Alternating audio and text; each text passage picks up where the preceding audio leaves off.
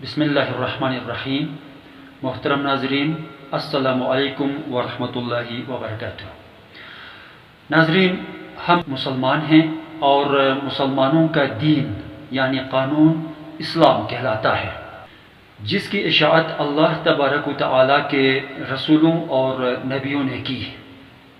اس بات کو تو سب جانتے ہیں، یہ کوئی نئی بات تو نہیں، مگر ضرورت اس بات کی ہے کہ اس دین اور اس قانون کے دائرے میں رہتے ہوئے کسی طرح سے بھی جائز نہیں کہ رسول اور نبی کے خاندان یعنی اہل بیت اطہار علیہم السلام کے بارے میں، خلفائے راشدین رضی اللہ تعالی عنہم کے لیے اور دیگر صحابہ کرام علیہم الرحمہ کے حق میں کوئی بے ادبی کی جائے، کوئی گستاخانہ اور غیر مہذب لفظ کا استعمال کیا جائے۔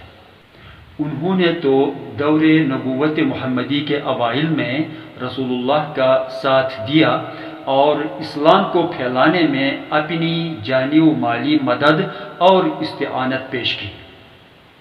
ذرا سوچو تو کہ آج تم نے اسلام کے لیے کیا کیا ہے۔ انہوں نے تو کئی جنگیں لڑی ہیں راہ حق میں، انہوں نے تو کئی جنگیں لڑی ہیں راہ حق میں۔ آج تم ہو کہ اگر فکر ہے تو ہے بس اپنے حق میں، آج تم ہو کہ اگر فکر ہے تو ہے بس اپنے حق میں۔ اور ناظرین، جب سے یہ سوشل میڈیا آیا ہے تب سے تو گونگا بھی بولنے لگا ہے۔ ٹھیک ہے، بولے بات کہے مگر اچھی اور مفید بات، علم کی کوئی بات کرے، محبت پھیلائے، امن کا ضامن بنے۔ دین کا تقاضا تو یہی ہے، نہ کہ فتنہ انگیزی اور فساد۔ ناظرین کرام، اسلامی نقطۂ نظر سے دیکھا جائے تو اصل حقیقت اور حقیقی اصلیت تو یہ ہے کہ صحابت و صحابہ اس دور کا ایک عام سا کلمہ گو مسلمان، جسے بلا شبہ بظاہر رسول اللہ کی صحبت تو میسر نہ آ سکی ہو مگر اسلام قبول کر چکا ہو، تو ایسا ایک عام سا مسلمان آج کے آپ اور ہم جیسے ایک عام مسلمان سے کئی گنا بہتر ہے، کئی گنا افضل ہے، جس کی ایک وجہ تو قبلاً بیان ہو چکی کہ اوائل میں اس نے مشقت جو اٹھائی ہے اسلام کے لیے، اور اس سے بڑھ کر یہ کہ وہ تو ایمان کے بل پر، ایمان کی تابعداری میں مسلمان ہوا تھا، وہ بھی اس حال میں کہ اس کے آباء و اجداد غیر مسلم تھے۔ جبکہ آج ہمارے دلوں میں ایمان کی کیا صورتحال ہے اس کا علم تو فقط خداوند تعالی ہی کو ہے، مگر یہ بات تو روز روشن کی طرح صاف ظاہر ہے کہ ہم ایمان کی کسی طاقت یا زور پر نہیں، بلکہ ہم تو اپنے آباء و اجداد کی تقلید میں مسلمان بنے ہیں۔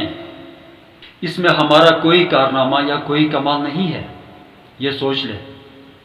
مطلب یہ ہوا کہ وہ ایمانی مسلمان تھے جبکہ ہم تقلیدی مسلمان ہیں۔ جی ہاں، اور بطریق پہلے آؤ پہلے پاؤ کی طرح اسلام لانے میں انہیں ہم پر سبقت اور فوقیت حاصل ہے۔ دلیل کے طور پر قرآن حکیم کی ایک آیہ مقدسہ، سورہ نمبر 59 سورۃ الحشر کی آیت نمبر 10، جو کہ اسی بارے میں ہی ہے، پیش خدمت ہے۔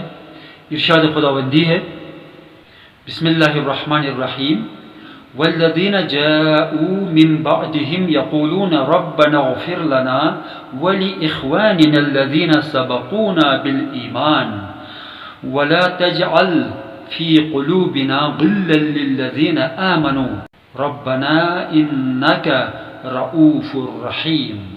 صدق اللہ العلی العظیم۔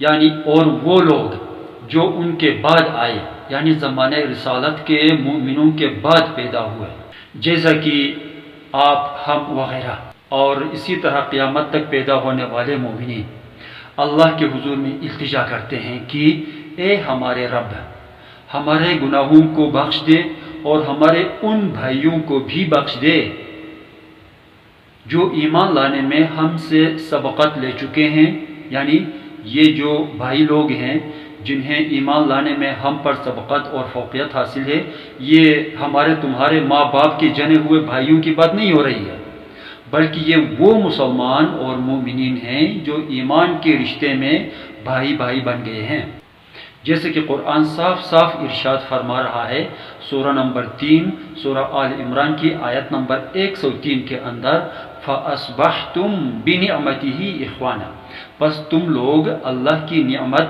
یعنی نبی کے ذریعے ایمان کے رشتے میں بھائی بھائی بن گئے، جبکہ قبلاً آپ ایک دوسرے کے سخت دشمن تھے۔ یہاں بھائی ہونے کے بارے میں اسی رشتے کا ذکر ہے۔ نیز قرآن حکیم کے اندر ایک اور مقام پر ارشاد ہے، انما المؤمنون اخوہ، یقیناً مومنین آپس میں بھائی بھائی ہیں، سورہ نمبر 49 سورۃ الحجرات کی آیت نمبر 10 کے اندر۔ اور اسی طرح حدیث نبوی ہے کہ المؤمن اخو المؤمن، مومن مومن کا بھائی ہے، المسلم اخو المسلم، مسلمان مسلمان کا بھائی ہے۔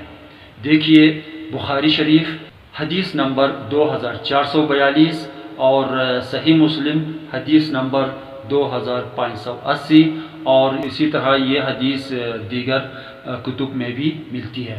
اور بھائی چارگی کے اس رشتے کا تعلق نہ صرف دور محمدی کے مسلمانوں اور مومنوں تک پہنچتا ہے، بلکہ دور آدم کے مومنین بھی اسی ایمانی رشتے کے لحاظ سے اس زمانے کے مومنین کے بھائی ہیں، بڑے بھائی، وہ ہمارے سینئرز ہیں۔ پس دین اور ایمان کی تو یہی تعلیم ہے۔ اور اب اپنا رخ اگر آگے آنے والے زمانے کی طرف کر لیں تو معلوم ہوگا کہ قیامت تک آنے والے مسلمانوں اور مومنوں کے لیے آپ بھی سابق اور فائق ہو سکتے ہیں، آپ بھی ان کے ایمانی بڑے بھائی اور ان کے سینئر بن سکتے ہیں، اور آپ اپنے ان ایمانی چھوٹے بھائیوں کی ہمدردانہ دعائے مغفرت کے مستحق بن سکتے ہیں، مگر اس استحقاق کے لیے مطلوبہ اہلیت اور لیاقت کی ضرورت ہے۔ بس خداوند رب العالمین ہم سب کو اہلیت و لیاقت اور ہدایت کاملہ عطا فرمائے، آمین یا رب العالمین۔ والسلام علیکم ورحمۃ اللہ وبرکاتہ۔